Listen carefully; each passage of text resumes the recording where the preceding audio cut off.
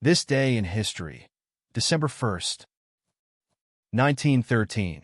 Ford introduces moving assembly line.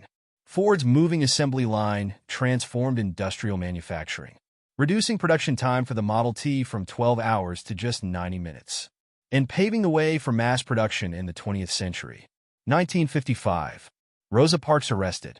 Rosa Parks' refusal to give up her bus seat in Montgomery, Alabama, ignited a year-long boycott and galvanized the modern civil rights movement, leading to the Supreme Court ruling desegregating public transportation. 1990. Channel Tunnel breakthrough.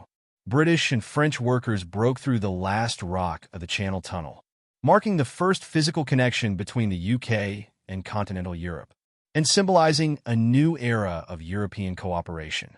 2019. First detection of Interstellar Comet.